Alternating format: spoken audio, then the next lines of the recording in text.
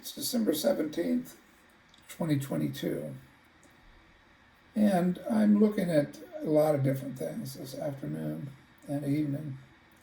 Firstly, it's like, let me get my thoughts organized here. I've got this little iPhone, an iPad, and the first thing I was thinking about this morning was narcissism. I'm on the subject of narcissism.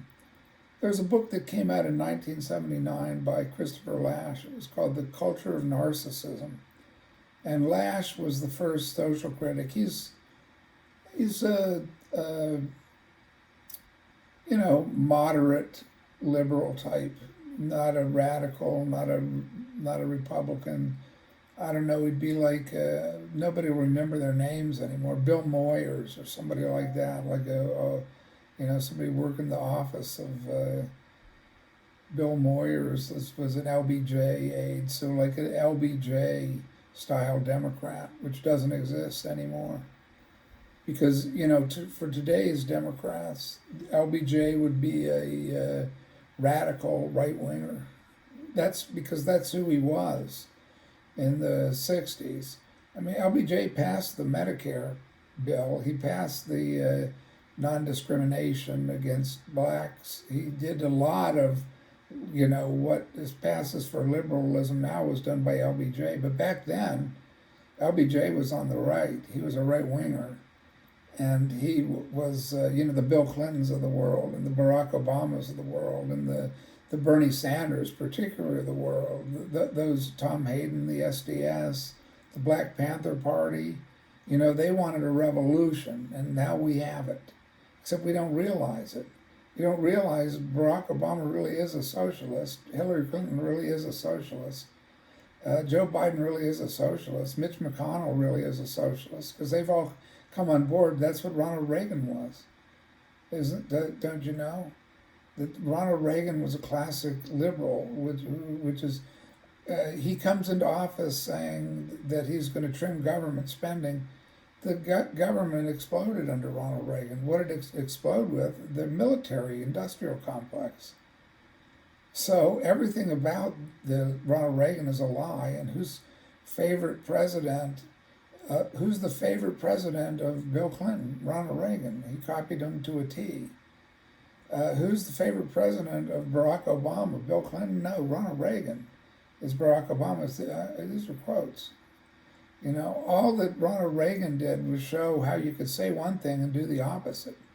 Ronald Reagan, you had the savings and loan disaster. You had one after another boondoggle. Government provided subsidies to corporations, and governments spent military, industrial, everything's taken off, along with a dissociation from reality. Ronald Reagan were the tax and spend Democrats. How about the tax and spend Republicans? I'm just trying to get a baseline of reality here, folks. All right, Sam Vaknin is a Israeli psychoanalyst, very popular. He's written this book, Malignant Self-Love. Buy the book. Click here. Relationships with Abusive Narcissists. When healthier people come across narcissists, they are often struck by their rigid immaturity and childlike vibe.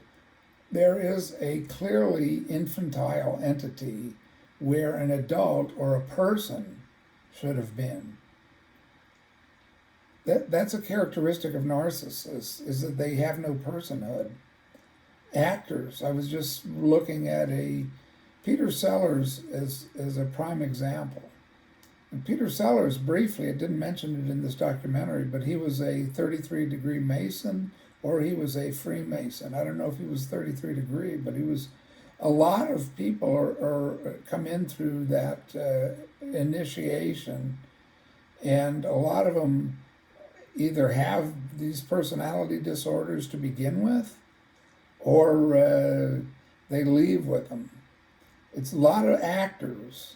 The Bohemian Lodge, Ronald Reagan, Walter Cronkite, media people, they were in the Bohemian Lodge, Bohemian Grove it's called, where they're, let's just call them pagan orgiastic rituals. I'm not going to name any more names. You get the general idea that it's a bipartisan affair. So I just let it go where it's going to go. Peter Sellers is the perfect example. I mean, you take Marlon Brando, take Robert De Niro, take Al Pacino, take Johnny Depp, take Warren Beatty, take Shirley MacLaine, his sister, take Ally McGraw. I was out in Santa Fe. You see them, a lot of them, Gene Hackman. Oh, they're nice guys. They're wonderful people. They're super duper folks. You know, they leave big tips. They own a few restaurants. They own a few bars. They own a few alcohol distribution networks like Joseph P. Kennedy, then the Sons and the families and the Bushes and the ruling elite basically are who I'm talking about. And America wants to imitate the ruling elite. They want to be the ruling elite. And the ruling elite have this kind of disturbing characteristic that you see in Peter Sellers and the director Stanley Kubrick, who was really fond of taking advantage of the genius of Peter Sellers' chameleon-like non-personality. This documentary was talking about Sellers and his second wife, Britt Eklund, and how he was abusive, how he continually dominated her, would buy everything for her. She never had any idea of who he was. Same thing with Marlon Brando. I saw his first wife. I believe it was his first wife. She's Indian. Get that. He was big with America. Well, no, this is an Indian from India. And this is an example of who Marlon Brando really is. He's an abusive narcissist. He marries this, woos her. She got tuberculosis. So he's doing every possible thing. He's generally sweet, and he courts her. This is one of the characteristics of narcissists. It's the first narcissistic characteristic. Narcissists seem perfect at first. Narcissists are invariably frank and likable people when you first meet them. They're often the first person to volunteer help or make themselves useful in a tough situation. So here's Marlon with his first wife. They just met. He's madly in love with her, and she gets tuberculosis. So he takes this opportunity. Other people often comment on how fun and positive they are in the courtship phase. They shower their intended victim with praise and love and often pressure them to commit to a relationship early. So this is a whirlwind courtship, and I can give other examples, but why not just stick with Peter Sellers and Marlon Brando to hammer the point home?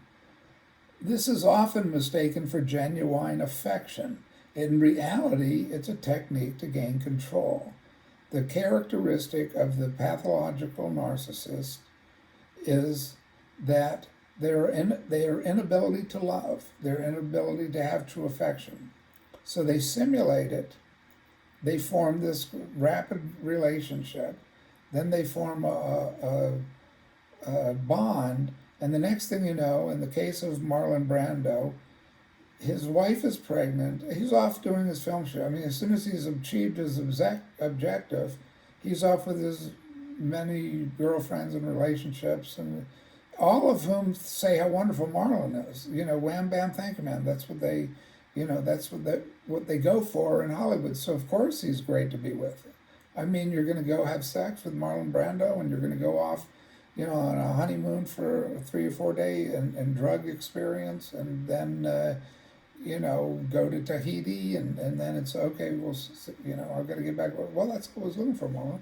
So he comes back to his wife, who's pregnant, with his girlfriend in tow, with his lover, with his wife who's pregnant, and they just start insulting her and making fun of her.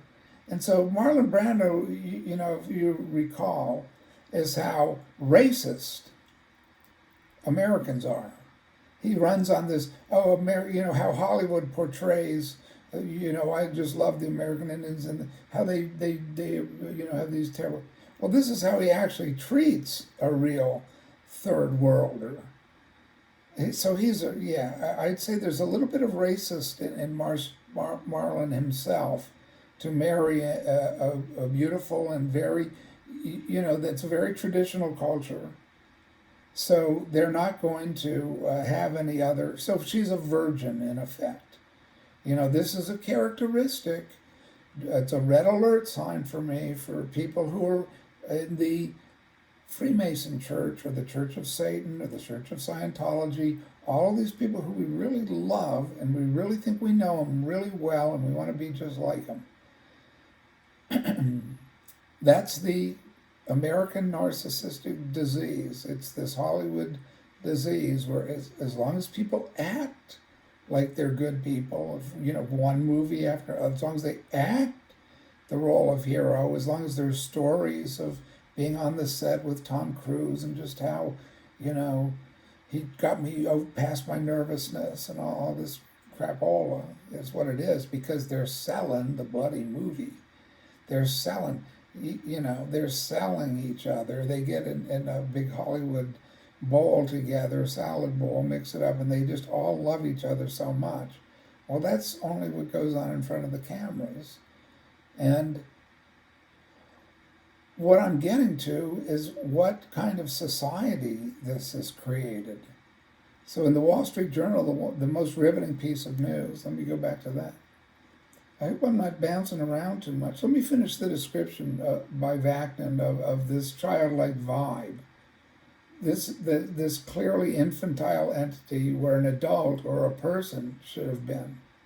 This is from Scripture too, that in the final days there'll be this lovers of self-worship, disobedient to parents, lovers of pleasure rather than lovers of God. What Paul in the 2 Timothy, which he wrote to Timothy just before he was going to be martyred, knowing he was going to be martyred, was in the last days you will have a completely narcissistic society that doesn't care for it's me. I'm always number one and you're always number two. So remember that, and we'll get along fine. Anyway, the discrepancy, at the same time, the narcissist makes them feel infuriatingly inferior by establishing his or her grandiose delusional superiority, intellectual, pecuniary, biographical, or otherwise. Now the his or her has changed. I don't know, this is an un-PC book. Thank God that there are some un-PC writers still out there. But yeah, so it wouldn't just be his or her, it would be by him or they or we or me and my shadow, or I'm talking about the decline into mental illness. I'm not talking about, making value judgments about people other than that they're deeply mentally ill. And so it's not a society that's producing much except serious mental illness, because it's a selfish society. It's a narcissistic society. It's a society where everybody wants to be on stage. It's a society where everybody conforms so that they want to belong to this, this great miracle, a miracle of cultural achievement. So at the same time that they're feeling infuriatingly inferior. And why is it infuriating? Because they're under the thumb of a bunch of narcissists, or of a narcissist they're about half their IQ.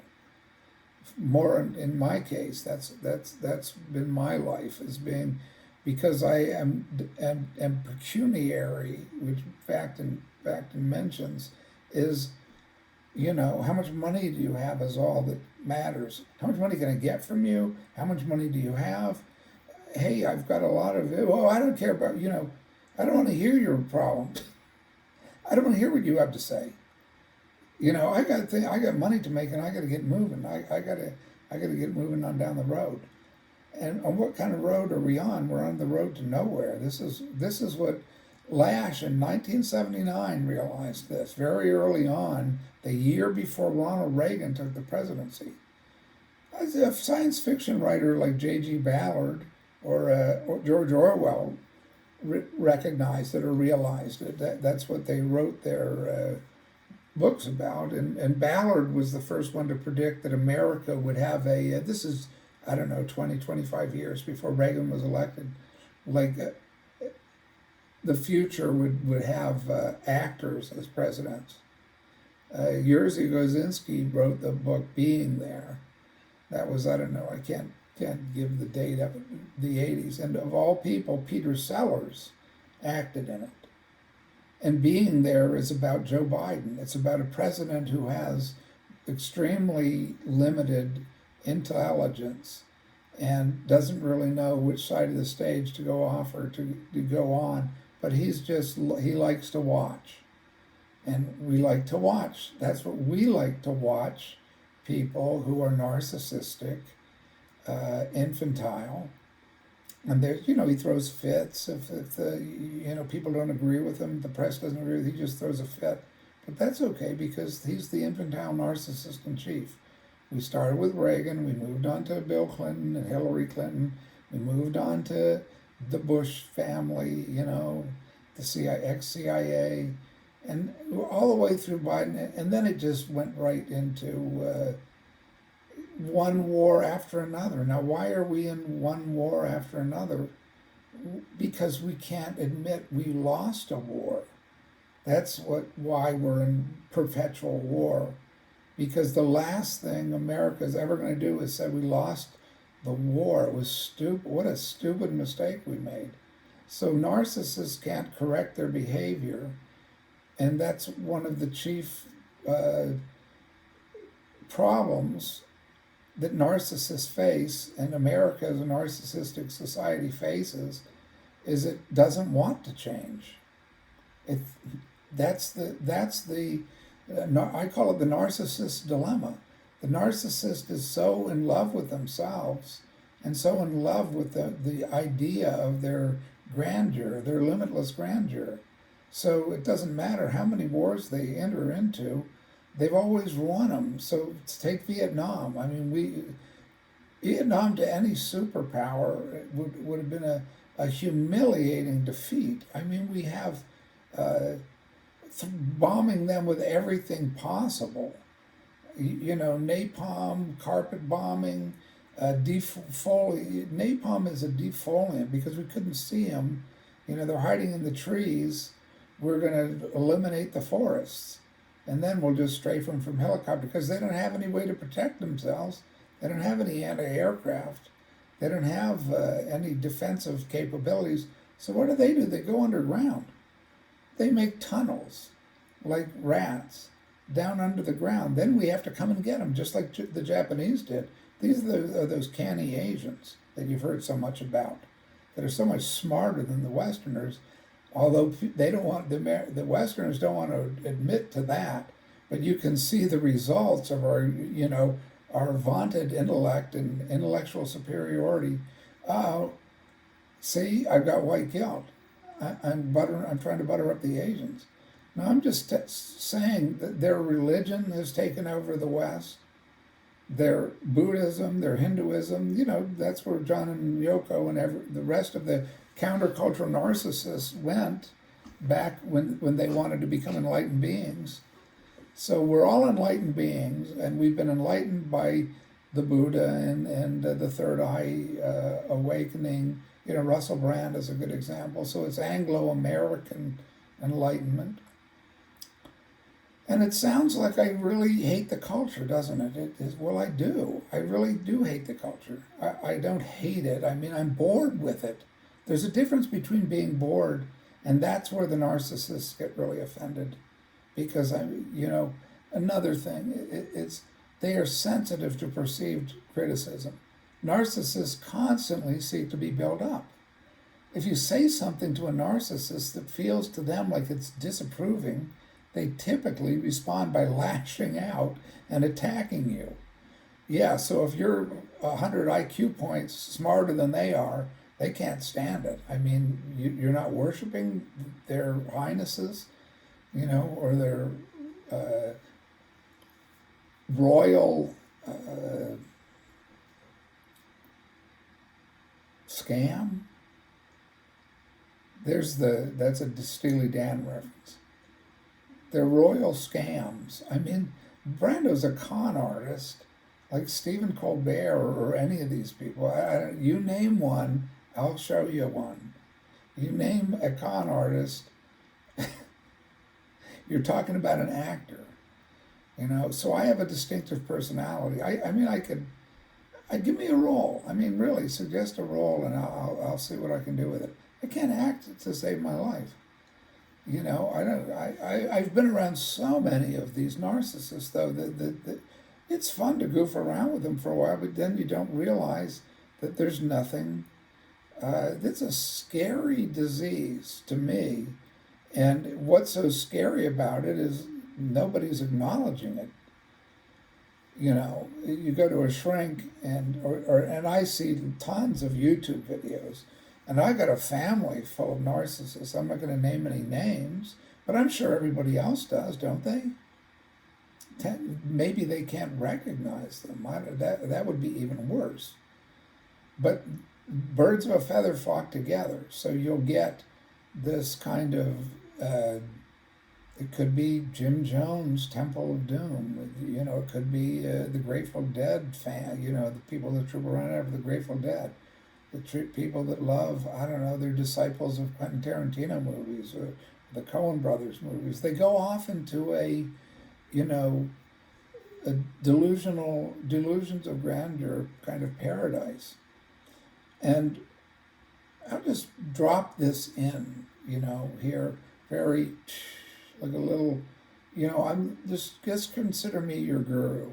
I'm going to drop a little Zen beadlet onto the top of your little bald head. It's going really slowly. Boing. And it ripples outward. You're getting sleepy. So, drug overdose deaths. This is where it's going. I've talked to many, many people, and I say, this society is just really, it's dropped off a cliff. I mean, deaths, suicides, assaults, anarchy.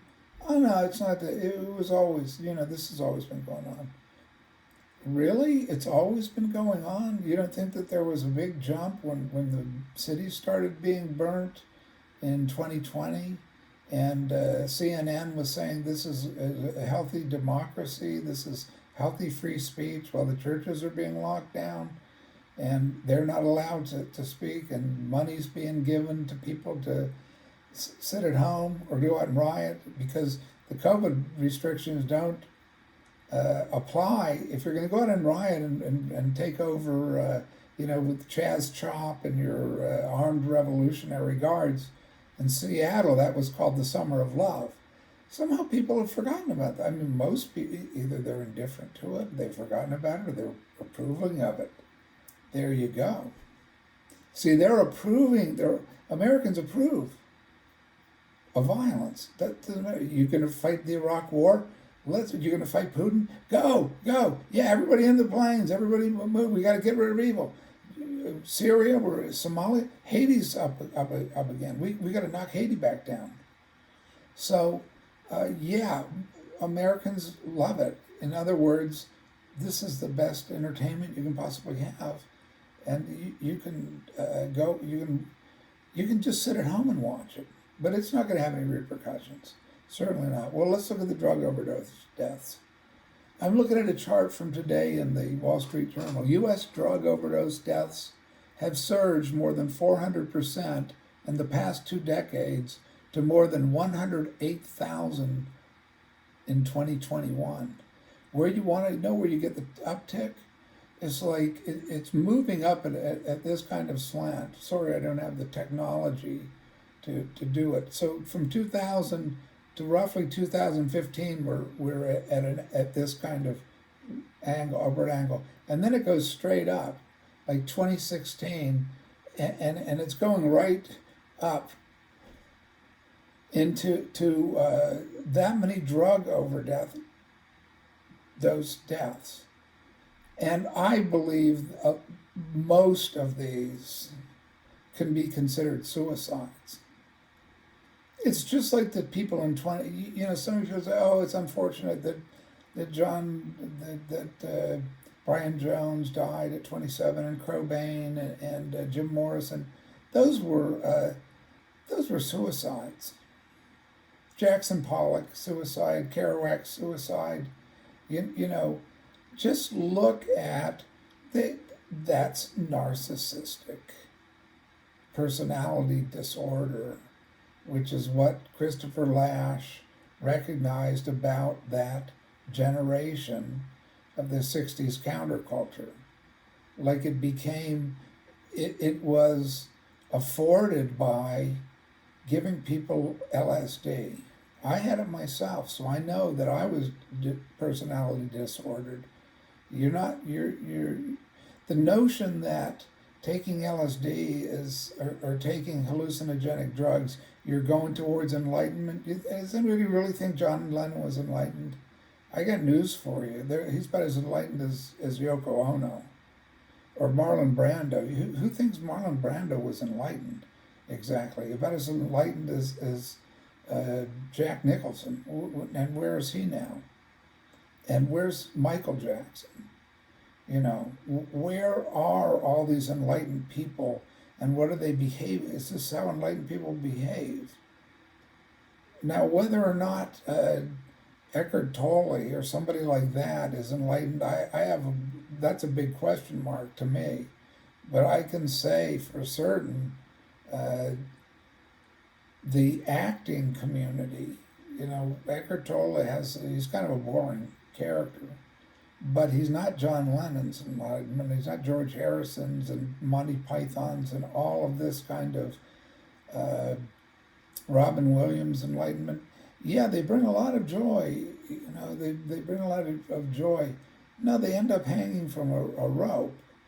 They end up hanging from a rope. Why would they kill themselves? Oh, because he had he was depressed. It's like, what kind of excuse is that? As if he didn't make some really serious, seriously bad decisions in order to get that level of fame. He or she. I'm not talking about anybody in particular. I'm talking about a social, antisocial disease. Because how many marriages, how many affairs, how many adulterous relationships? So what I'm really getting at is if you don't have some kind of moral fiber, which is created by having moral laws that are obeyed, then you're in a seriously declining civilization. And part of the other part of the issue for me is that there's a completely delusional environment that's created by a lot of people with narcissistic personality disorder, all trying to make alliances with each other. And the only thing they can bond over is, guess what? Television shows or mediocrity. If you start reading seriously and becoming a student of history or politics or European or global realities, not the American version, not the propaganda version of what the reality is, but the reality of the real world that America is just a little tiny part of. Americans have this because they got used to, and this is germane to the narcissism, they got used to being baby. They're spoiled. You're the greatest. You're the greatest. You're the greatest. That went to their heads. See, after World War II, when the League of Nations was created, it was in New York City, because we were the greatest nation. Not only that, but in Bretton Woods a few years later, we took all the gold. All these European countries have had gold bullion, all the powers before they lost, and we were the only country left at the end of the war with a powerhouse. It wasn't just a good manufacturing base. Every other country had been leveled by us. Take Japan, for example. So they were all reduced to year zero. They had to rebuild their whole social order and everything else from ground zero. And so they imitated us. And what did we give them? Well, we gave them, ooh la la. We gave them Paris on steroids. We gave them, how are you going to keep them on the farm after they've seen Las Vegas? So Europe became, Americans were supposed to be a Christian nation and the light of the shining city on the hill, according to Ronald Reagan. On what planet is that exactly? Is that what paradise is going to be like? Well, according to some of these nutso-Christians, there's a woman named Kat Kerr. She's disappeared. She had pink hair or purple hair, and she said she'd seen God and been to heaven, and it was like Disney World. I mean, because what else would it be like? I mean, that's in America's imagination. That's what could be more much a paradise than Mickey Mouse and Donald Duck, or the R. Crumb and the porno version of Mickey Mouse and Donald Duck, or the alternative. So the alternative left is kind of this flat out sex orgy, and the right is Leave It to Beaver, or to bore you to death. Two versions that don't really. The reality of America is much darker and always has been, but it was always, that was mitigated by having a truly moral Christian morality that disintegrated overnight with LSD. Basically, LSD is what created. And where did the LSD come from? German labs. It came from Switzerland. Albert Hofmann, So you have this, it came from Europe. It was developed and perfected. And when it flooded into America, that was the end of Christian culture, because there's no way that Christianity, which is a disciplined, self-sacrificing, non-egoistic, suffering, pick up your cross and suffer, and be in prayer and fasting. Those are all spiritual disciplines. So Americans' adaptation of the spiritual disciplines is to this, Sadhguru or Bodhguru, or what the Indian mystic who speaks at the World Economic Forum, get this, just like Pope Francis. So we're talking about Bohemian Grove, kind of, 33-degree masonry. And I know a lot of counterculture people. I mean, they think that they're enlightened, or they're they know all about the conspiracies and the. Well, that's what is an egomania or narcissistic personality disorder. And the problem with it is that we have Europe and the rest of the world have all the gold. They got their gold repatriated. You know what that means? That means we were holding their gold at $35 an ounce, and we promised we'd sell it all back to them when they wanted it back at $35 an ounce. So they all first, I forget, Switzerland maybe, Germany, whomever, one country, then the next year more countries, and then pretty soon, by, 2015, let's say, that's when the fentanyl deaths start shooting up, say 2015, they've gotten it all back. And then they start buying it, and buying in huge quantities. China, India likes silver. Traditionally, they collect silver. So they're stacking up silver. And where's the U.S.'s gold? We don't know. How much gold does the U.S. have? I don't know. I mean, I'm not a conspiracy theorist, and I'm not interested in quantifying anything. I'm just pointing to a general trend of complete uh, fantasy land that Americans are living in, where Europe is now decoupling from us, and they're forming their own trading alliances with Cuba, with Haiti now. Cuba and Haiti are aligned. Cuba is going to India, to Algeria, to Turkey, to China, to Russia. The four countries were Turkey and Algeria and Russia and China. These two superpowers, and Algeria, they've always been connected through the left-wing communist revolution. Algeria is where Timothy Leary went, the drug czar himself, the master baiter, whatever designation, the counter. The kids always loved Timothy Leary, like he lived a great, what were his achievements exactly?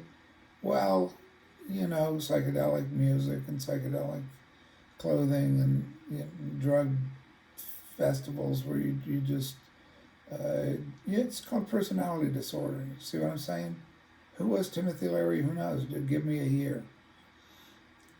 First he's a mild-mannered button-down Harvard University college president. Then he's having orgies out in Milltown. He gets kicked out of Harvard with his buddy Richard Alpert, who becomes an enlightened, who just discovers he's a homosexual predator, and then he's,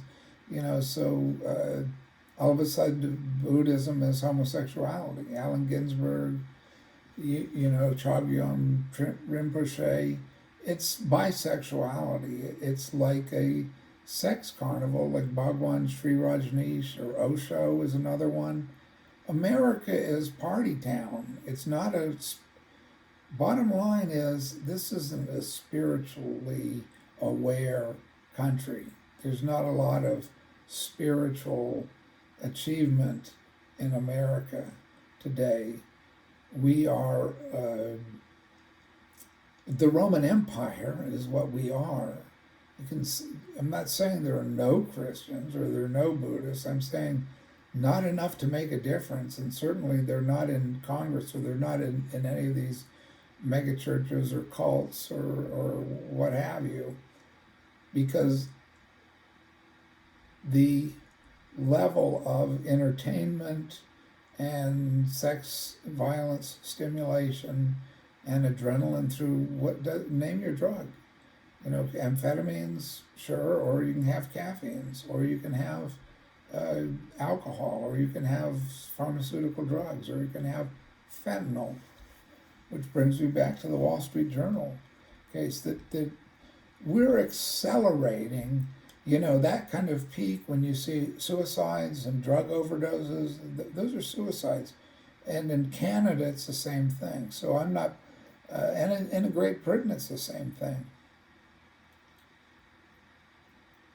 Great Britain is the one that's with us in the war. They're always with us in the war. Isn't it great? They're the first ones to promote it. I mean, there was 50 nations combined in the coalition of the willing. So guess what just happened? I mean, well, everybody says nothing much has happened. It was pretty much the same thing. Guess what just happened? I hate to break it to you if you're an American, but what just happened is we got our coalition of the willing, and now that's the last time they're willing. We put together the coalition of the willing to go into Iraq was one thing. To get the coalition of the willing to go and attack Russia is a whole different thing. You either win or you lose, and we lost. And so who goes with Russia? They go with the winners. Plus they're over there with them, plus they need gas, plus Russia has all the minerals. Uranium, they not only have the uranium, but they can turn it into weapons grade uranium, and they can nuclear reactor uranium, and that's what we're trying to blow up, incidentally. We being the coalition of the willing, with Joe Biden at the head and Joe Blow and the rest of them. And so there's this blowback is what it's called. I was listening to Jim Rickards, who's one of these old military Fed Reserve guys. And Rickards is familiar with the term blowback. I don't know when it was coined, but there was a Chalmers Johnson book called Blowback. And what blowback is the unfortunate consequence of arming the Mujahideen and training them and having them blow up the World Trade Center. You know, they wouldn't have in the world with these primitive traditional tribesmen in Afghanistan know how to drive, Toyota Land Cruisers, and well, we supply them. What's his name? Jack Kerouac was that was his sense of humor. He was on the Buckley show. He's the year before he died. He's completely drunk because he was killing himself with alcohol poisoning, and he said to Buckley that the Vietnam War was a plot by South Vietnam to get Jeeps into the country. And Buckley, disputes it or whatever, Buckley's narcissistic sense of superiority. And Garrick said, well, it worked, didn't it? That's the black humor. I recognize that because I'm similar to Kerouac in terms of fast thinking and in terms of having autistic spectrum disorder or bipolar, call it whatever you want. But what I don't have is narcissistic personality disorders, thank God, because that's unfortunately what Kerouac had. But I think Kerouac was I think he was bipolar.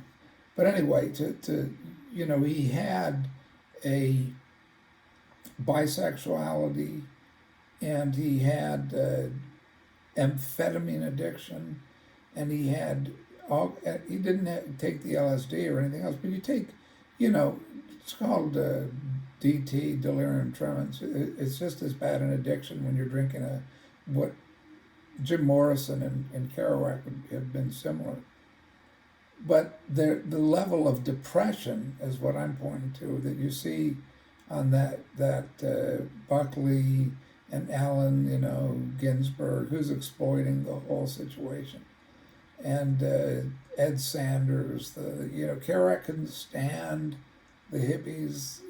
He saw them all as for what they were. They're a bunch of phonies imitating him. There's one thing to be said for Kerouac, that he was never, he was not a pretentious phony.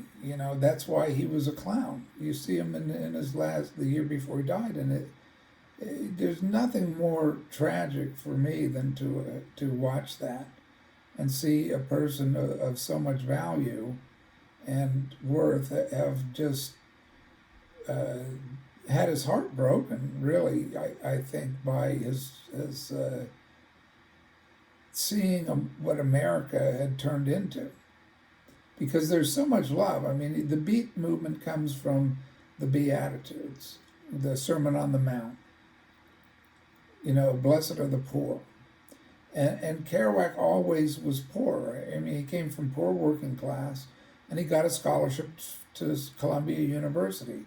So all of a sudden, he's thrown in with the William Burroughses. He's thrown in with the money aristocrats and drugs and everything else. And so he's bought into the narcissistic trap. See, you go into it and you can never come out. Or it's rare if you can come out. But see, most people see it as the be-all and end-all of existence. Like, wouldn't this be the greatest life possible? So they want to have a miniature version of it. They want to have their own hot romance or bromance or whatever it is these days. So it's not going very well. I'm not trying to be a cultural critic. I'm more than that. I'm trying to inject reality into the life of whatever's left of it in America, that is going to look at the fact that we're driving this this high-speed vehicle that's burnt out and fallen apart and rivets cracked and everything else. Can't we just stop and look around at the level of destruction that's gone on? And what's going to happen is that we're going to be defeated in the final battle for this country, because who's going to defend it exactly? We're all forward deployed, and all our weapons are all over the world. We're going to fight China. We're going to fight. We invaded Haiti. And put boots back on the ground in Somalia. Again, this goes to the narcissistic dilemma. This is what Daniel Ellsberg of the Pentagon Papers said, that it wasn't a quagmire, it's a stalemate. That, we call it fiasco, quagmire, what else? We would never have gotten out of Vietnam had not Richard Nixon resigned, and then you could say, well, he lost the war, and now we've pulled out and appointed Gerald Ford, and the transaction is over.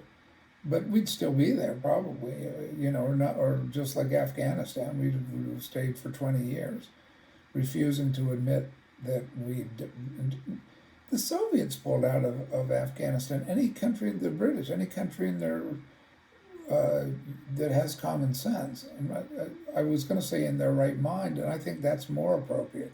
Any country in their right mind wouldn't have been staying for why keep in Afghanistan. Plus, still have Guantanamo Bay.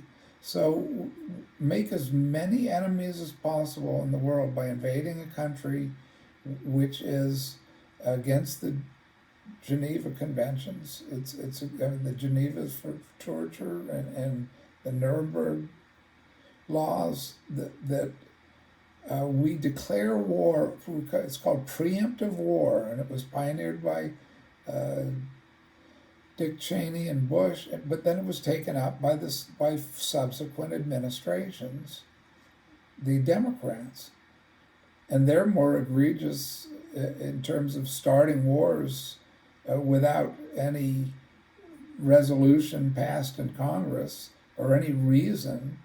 So we're really a military state that's out of control, with the public that either is indifferent or think that's a good thing, or think we have plenty of money to send to Ukraine and to attack Russia, because that's a winner if I ever heard of one. There's never going to be any consequences, because as long as you get a virtual reality helmet, or you get a new Nintendo game or Pokemon or one of these games, and you work at Burger King or whatever, because the other wave is the layoffs, the waves of layoffs.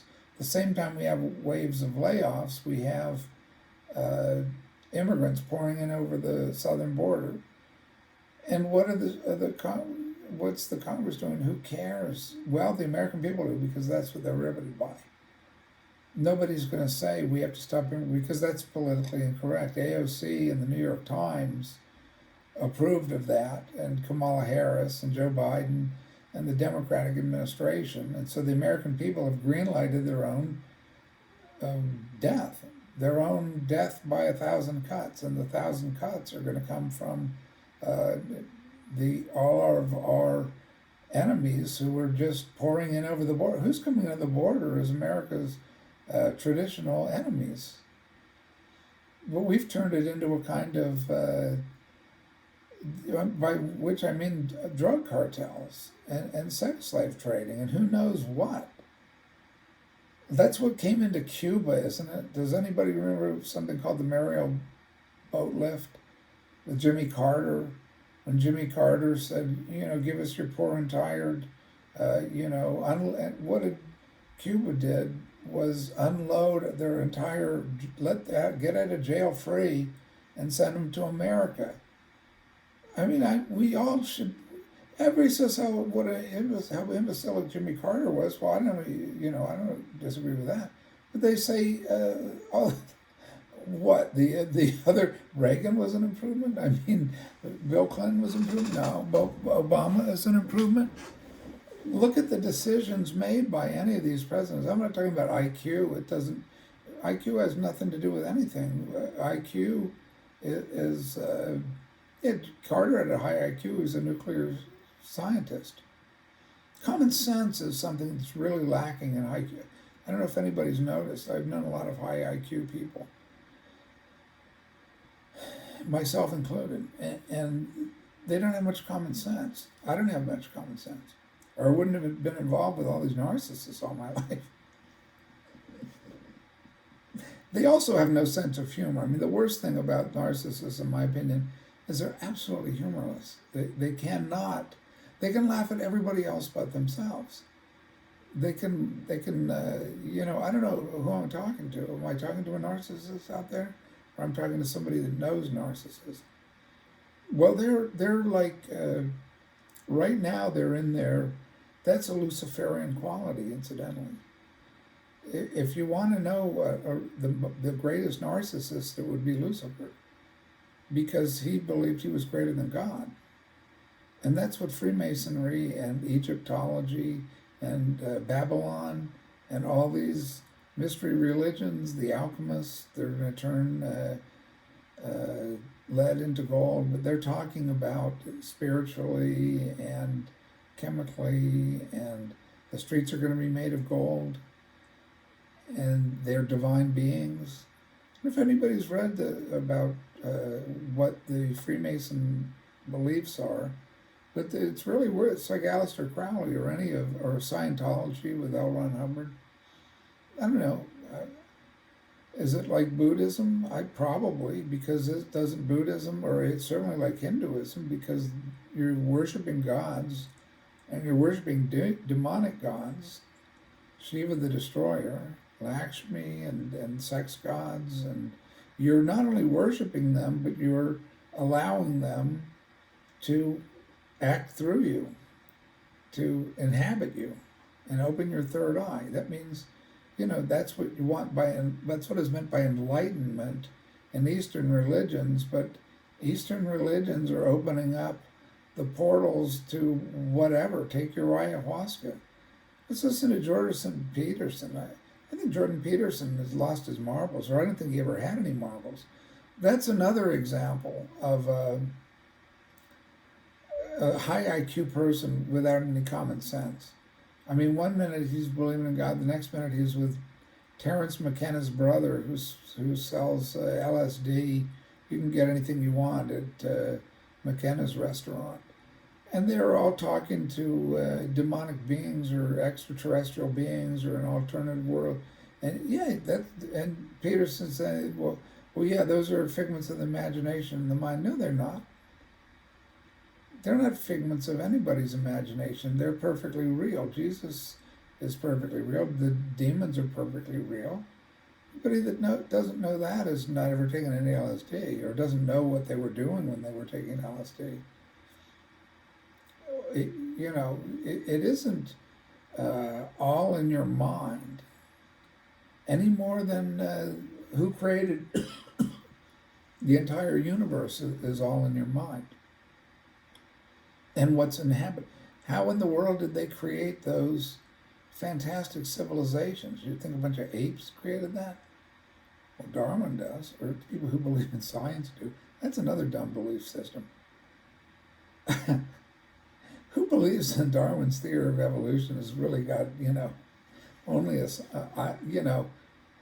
give me a break. So what's the basic theory? Let's run it through, see how it sounds.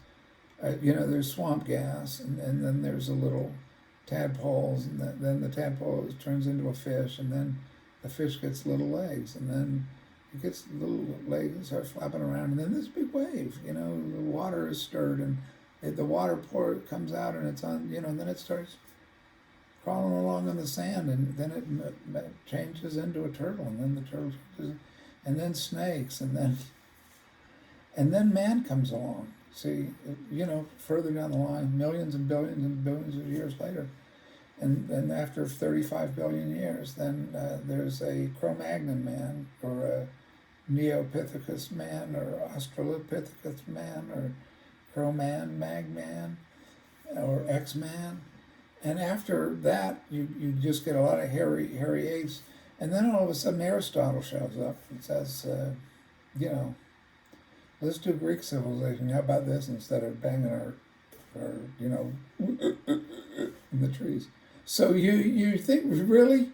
What kind? Really? And these are brilliant thinkers. Sorry, I don't mean to make fun of scientists. Come on, who believes in that crap? Well, I know a lot of idiots believe it that believe in scientists. I got that much. Just like a lot of idiots believe in global warming who believe in scientists,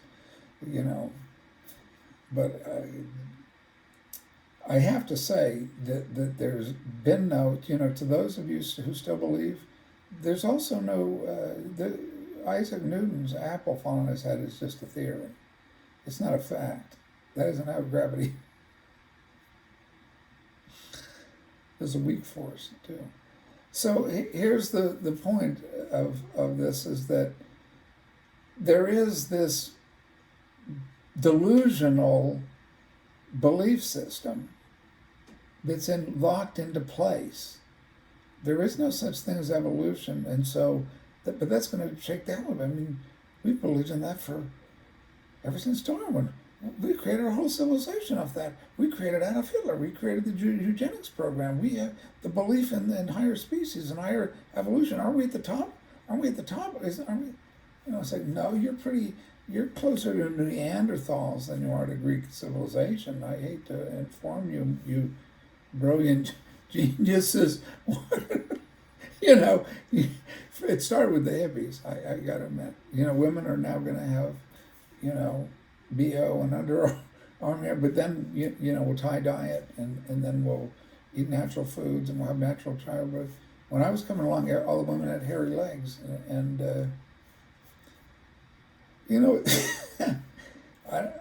what can you say? I mean, it's just, I'm not saying that in terms of aesthetics. I'm saying it in terms of they're trying to go back to apes. It's like that was the whole point. That's what the naked savage is, the noble savage. That's Jean-Jacques Rousseau. Leave it to the French to think that it's the noble savage, like what, Idi Amin Dada, or, oh no, that's after civilization got there. No, sorry. The African kings weren't party people.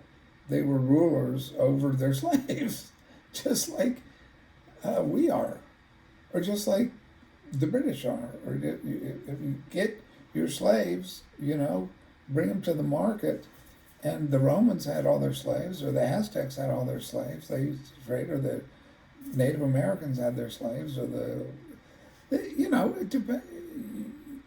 there's a difference between having slaves. I'm a slave. I mean, you're a slave. I assume that Bill Gates isn't watching this. I think he has better things to do, like be out at Epstein Island.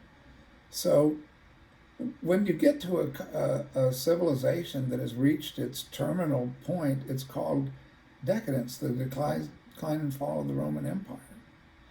And c'est la vie, I'm not, everybody is, not everybody, but most people think I'm so negative. I'm completely negative. Well, that's because they're narcissists. I'm just saying, like, I'm critical. I'm critical of people who have so little intellectual curiosity, and you have like a brief time on the planet, and I have spiritual beliefs, and I think it's time for most people to wake up to the fact that we are pushing ourselves right to the end of the human race, one way or another.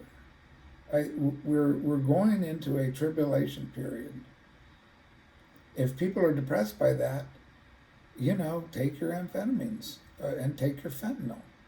And I'm saying there are better alternatives to taking drugs. There are better alternatives to living inside an entertainment bubble. There's better alternatives. You can improve your mind. You can take life seriously. You can understand that you only have one life. You're not the Buddha, sorry. Show me it. You know, show who. I listen to these Buddhists. I mean, give me a break. They're so disconnected from reality. They're more disconnected from reality than the Christians. I don't know. It's a toss-up. I'll tell you that much. I'm talking about American Christianity. You know, I've been there, done that. I'm talking about American Buddhism. I'm talking about American Hinduism. I'm talking about American Rastafarianism. You know, so I'm a refugee from the drug culture. I had enough of it when I was younger, and it doesn't have that much appeal.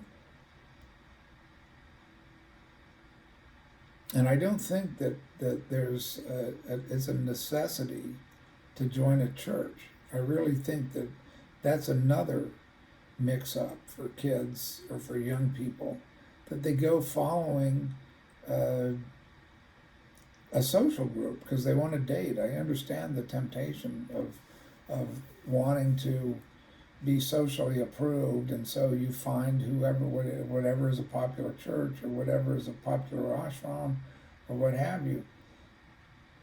But God isn't there. God is here, and the kingdom of heaven is here, and unless you're going to find God inside the kingdom of heaven, inside your own heart, then you're lost to this delusional world, the Maya, you know, veil of illusion, and that also goes with Mayan civilization. And that's why I'm talking about the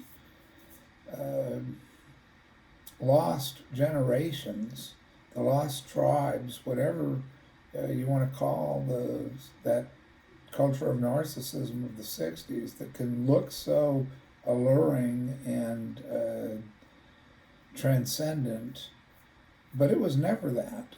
It was always hell on earth, particularly because of all the drugs, particularly because of all the, you know, random hookups and violence and narcissism. You know, it just is the notion that was the apex of civilization is really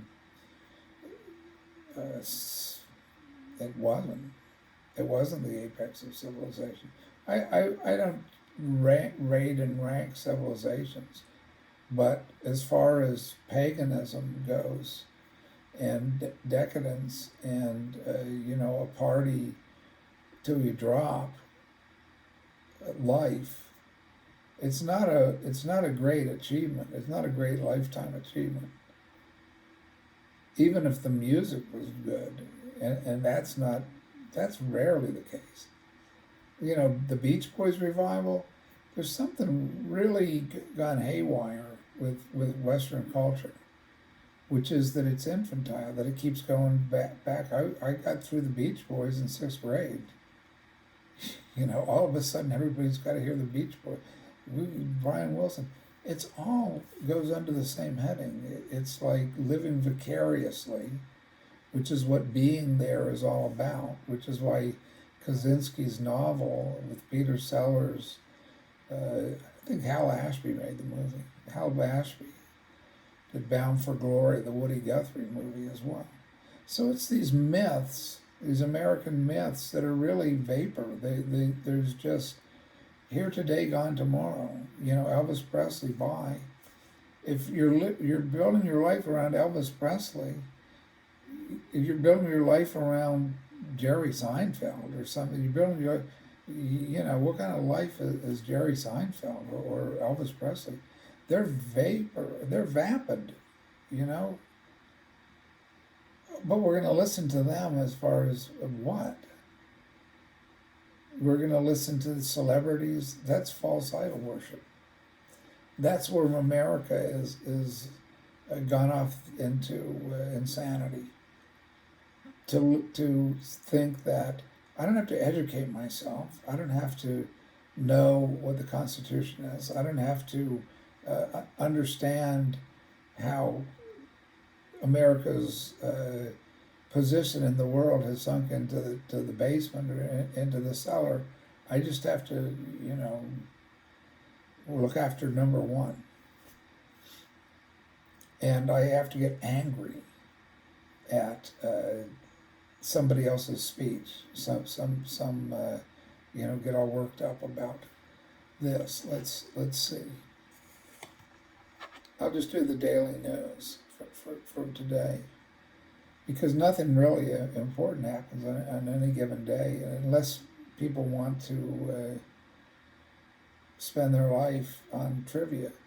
Why parents are struggling to get hospital beds for kids with flu and RSV. Life is tough in the big city. Peru is in crisis. How did it happen? Yeah, I wonder. Maybe they had a government that was spending money they didn't have in the bank, and maybe they had hyperinflation, and maybe the people can't afford to eat because maybe there was a crisis, a food crisis that was caused by America wanting to go to war to back Ukraine because they were going to win a war against Russia. So whose fault is that? Oh, it's Putin's fault. No, it's not Putin's fault. It's a decision. That's the thing with the narcissist. Let me go back up to my little thing here. They give backhanded compliments. They are arrogant. Narcissists think they're better than everyone else. That's the we're number one. We're number one. And hey, I'm not talking just about the United States, okay? I'm talking about Western civilization. I'm in a particular place, but it's no different in Canada, it's no different in France or anywhere else. It's just, realistically, we're in the worst situation because we have the biggest swelled heads. I think this is the only country that has that we're number one slogan. They believe they deserve the best job, the most money, and the nicest things. If they aren't getting the things they want, or things they undertake go horribly wrong, they will quickly blame it on someone else. Anybody notice that about the Biden administration? That's your narcissist. I've had my relationships with them, and I recognize one when I see one, and that's why I see America has got a huge narcissistic complex problem. Biden's the perfect example. He comes into office, completely destroys everything. I mean, the signing of his pen, we don't have an oil industry. He does everything that the ultra-left wanted. We're going to give back student loans. We're going to start handing out money. We're going to make electric cars. We're going to, invade. Well, first we'll lose Afghanistan. Let's give the most botched military operation in history. But that wasn't Biden's fault. That was somebody else. That was the Afghans' fault. Remember what Biden said? It was we had to pull out because our allies in Afghanistan, the people we had trained and who gave their lives and were doing all the fighting. Well, it's their fault. They should just like it would be like coming out of. Biden is the biggest disgrace. I mean, this guy's a lowlife of no. I've always thought Biden was a lowlife. Sorry if people have this great love of Joe Biden. I don't know where they get it from. And look at his family. But just because the left chose Biden, that you can't criticize Joe Biden. So there is a point at which you have to recognize that Biden, it doesn't even have common decency. I mean, can you imagine after the South Vietnamese have given up their lives of their people, they're desperately trying to get onto the undersides of the helicopters as the U.S. military are pulling out without leaving weapons. And everybody's heart was broken, and we tried to save as many of them as we could and absorb them into the country as refugees. This asshole, Biden, blames the people who've given up their lives and trusted the U.S. when he just says, Screw you, you should have won the war. I mean, that's a narcissistic, uh, country if it doesn't have anything else to say except, well, I've heard people, the Biden voters say, well, Trump was going to do the same thing. No, let him, that's a calumny against Trump. I don't know that Trump would have done that. But it's again, it's like blame the other guy. We'll accept that excuse because the other guy would have done it a lot worse. And it's his fault anyway because somebody else got us into the war. Well, who got us into the war is who continued the war. The war should have ended. Obama continued it. Obama, when he came into office, promised to stop the war and promised to close Guantanamo Bay. I voted for Obama. That was the last vote I cast. Why was it the last vote I cast? Because I'm tired of being lied to, because the people, particularly the Democrats, that's why Trump came into office. Republicans got tired of Bush's lying to them. So Jeb Bush, he's the new, see you later, Jeb. John McCain, he's a see you later, John, because we've been lied to all this time. That's why Trump magically won the election. He won it because, but with Democrats, they don't, they don't care if they're lied to, because once they've made a decision, like those are the greatest people that have ever lived.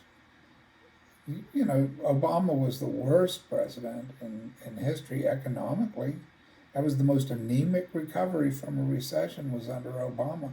Also, he didn't punish any of the, that's why the grifters, the 2008 financial crisis, we're on the verge of the Great Depression because the same people who caused the '08 crisis, his economic team is the same.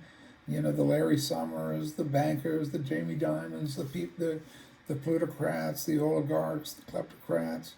Those would be the Clintons and the Obamas and the Bidens. I mean, they're doing fabulously well. So I'm not a Democrat and I'm not a Republican. So a little bit what Ralph Nader said, it's the same party.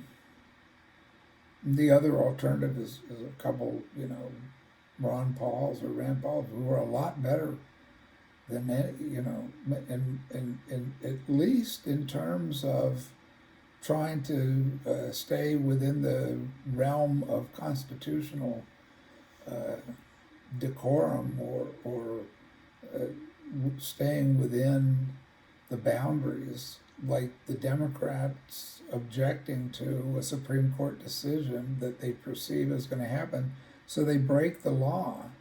It's against the law that's supposed to be enforced by Merrick Garland. They break the law by going out to Supreme Court Justice's house. They get numbers off the way. That's a mob rule. That's not a part of a constitutional democracy or republic, because once you allow that to happen, what's good for the Democrats is good for the Republicans and vice versa. So that brings me to the close, which is that this is what I see happening, and I've been saying this for the better part of 3 years, that we're in a civil war. The civil war is going to get worse. It's going to get to the point of bloodshed, and that's because we've lost our moral minds. We're morally insane.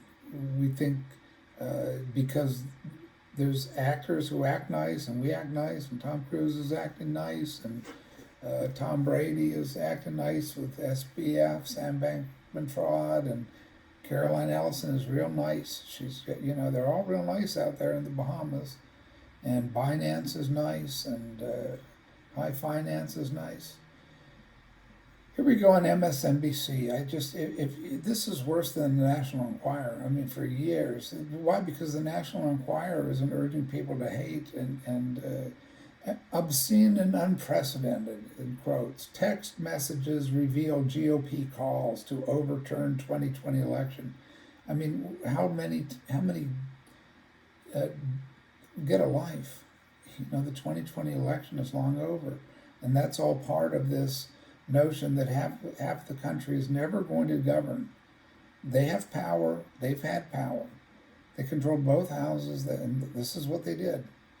They've destroyed the American economy, and it ain't never coming back. And you can go and say so everybody can say they defeated Donald Trump and the forces of evil, and then they can review, the same emails from 2 years ago in the January 6th assault until Kingdom, hell freezes over, and the Ukraine is freezing over. Russia is freezing over, and right now the winter offensive is starting, and that war is over because the Economist magazine had an interview with the Ukrainian commander-in-chief who was there with Zelensky, and Zelensky was zipped up. He's persona non grata, he's gone. Europeans are tired of him. It's only America. Everybody else over there and everybody else in the world knows Zelensky is narcissistic, destructive, comic, entertainer, oligarch, kleptocrat. He's taken off other money. He's throwing people's lives away. There's one city that hasn't fallen, Bakhmut. And the Russians are inside it now. That's the linchpin of the whole line. Once Bakhmut collapses, the line collapses. So Zelensky's general, because Zelensky's never had anything to do with anything. It's like having Joe Biden as commander-in-chief.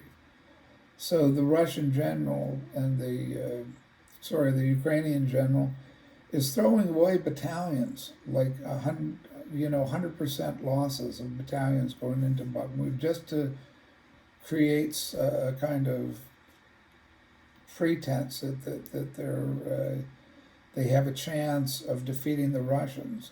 And the general says to the Economist reporter that they could win. They could win. The only reason they can't win is they don't have enough troops and they don't have enough weapons.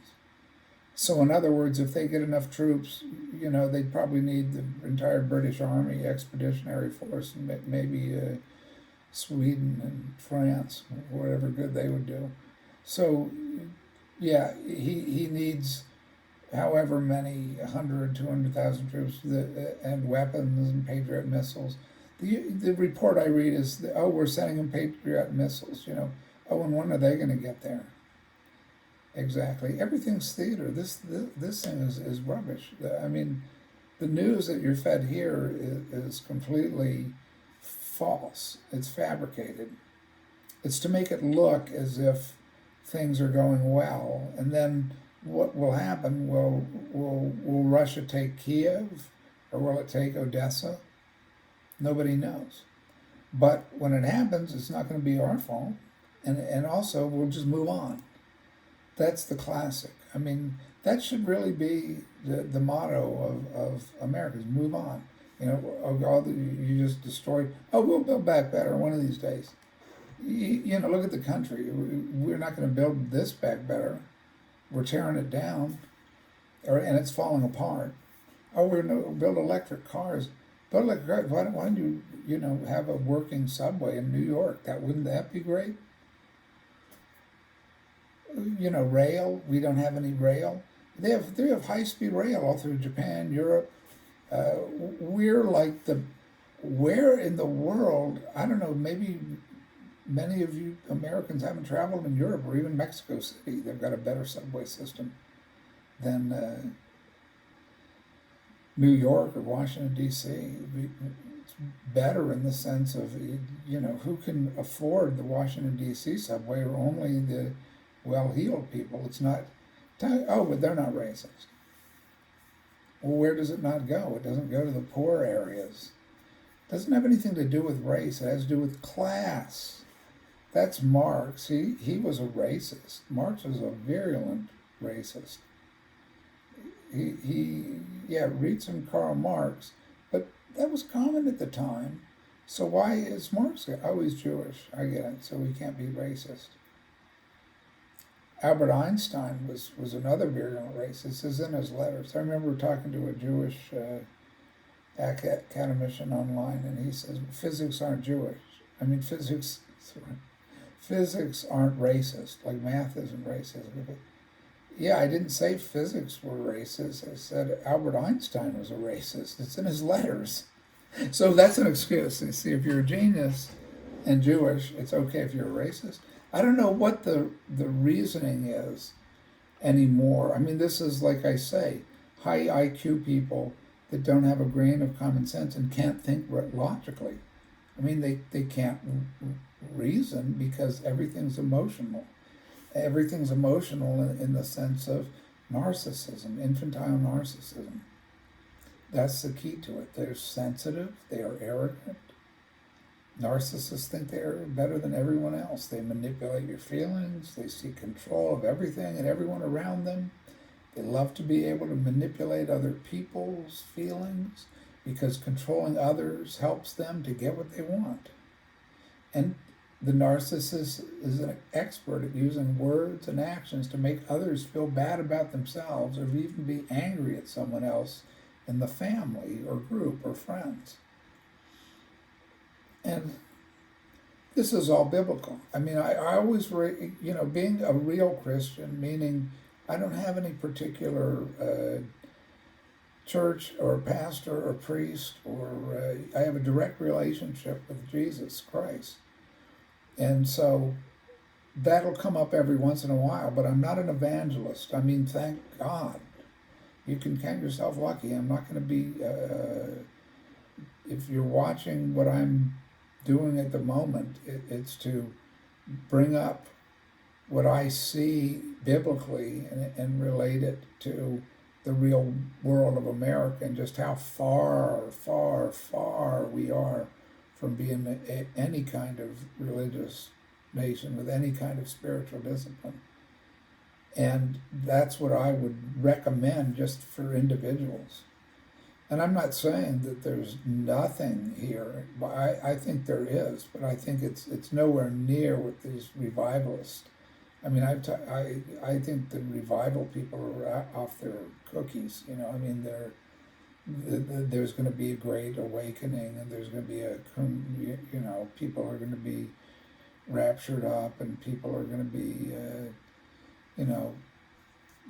en masse. I'm talking about. I'm not saying what I believe in terms of rapture. I have my beliefs about that. What I'm saying is that it's not going to be a whole. If it was going to be like that, there'd be nobody left in America, because all the people I talk to are going to be raptured up, whole churches.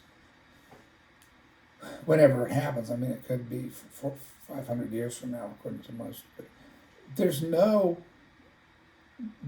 is no Christianity in America any more than there's God in America, because this is Babylon.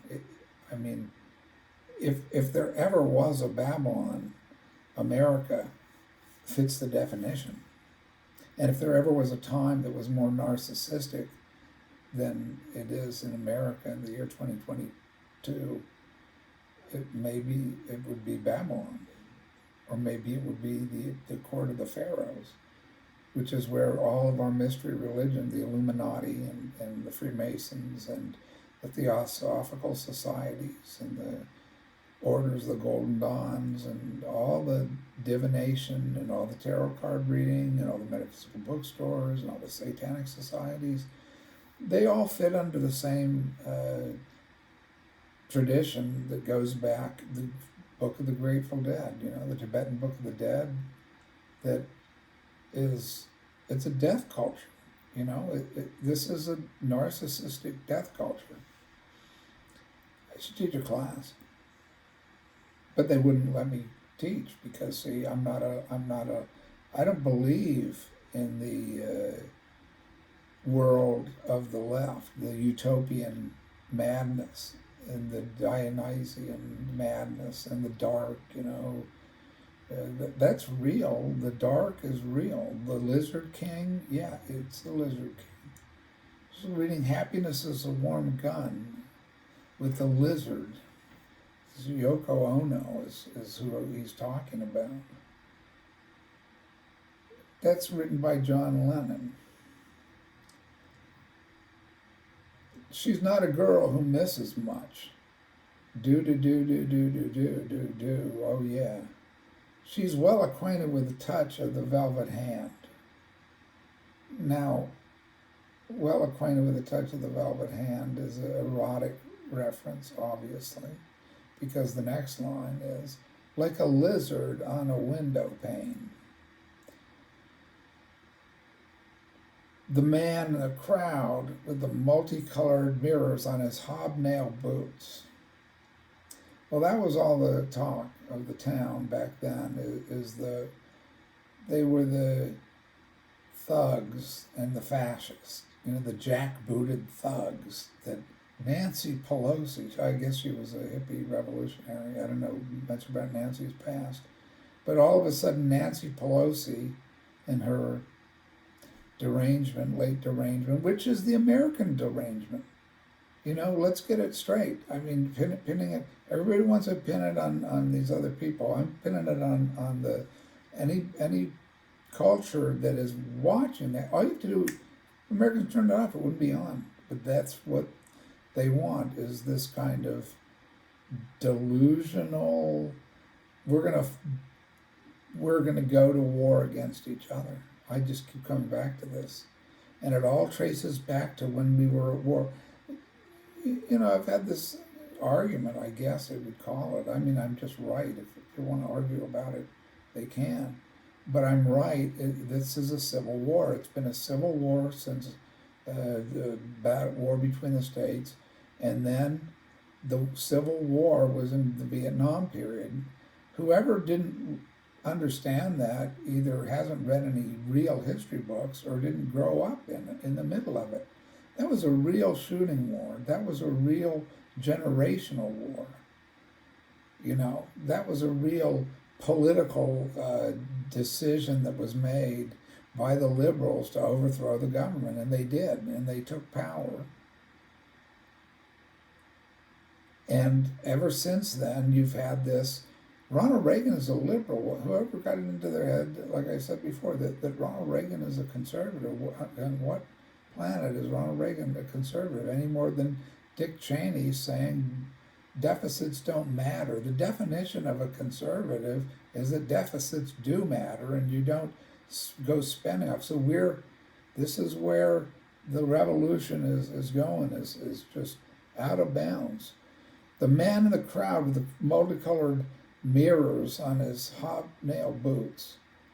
And the hobnail boots are, of course, mountain boots from Lenin's talking about in his own, because he's psycho, he's psychotic, he's on LSD and everything else, is he hates his father and he hates the soldiers. He hates the British soldiers, that's would be who have hobnail boots. He's got like a motorcycle jacket playing in Hamburg, he's like a punk nihilist, angry, he used to be angry young man, he's hiding his head in the sand. Give me the word. I finally heard him doing the best. I admit it's getting better. Yeah, it got better as he was writing. He was on, alcoholic, Aleister Crowley religion, beating women, insulting people, gets thrown out of the Smothers Brothers are playing at a club, and so he and Harry Nilsson are thrown out because they're drunk and disorderly and stepping all over the Smothers Brothers musical event, looking down on him because he's John Lennon of the Beatles. There are no heroes to have. The real heroes were the guys fighting the war. The real people getting killed in battle were the real heroes. Sadly, it was a misbegotten exercise. And with the PTSD situation, we're just going to continue thinking that that's the right course of action. I was always anti-war, still am anti-war, but the people are for war, as it says in the Psalms. They want war. I want peace, but the people want war. That's from David. I need a fix because I'm going down to the pits that I left uptown. I need a fix because I'm going down. Mother Superior jumped the gun. So it's all anti-Christianity. That's in a nutshell. That's who Lennon was. That's who the Beatles are. More popular than Jesus Christ. It's all anti-Christian. It's all magic. It's all Marxism. It's all dark, satanic, majesty service.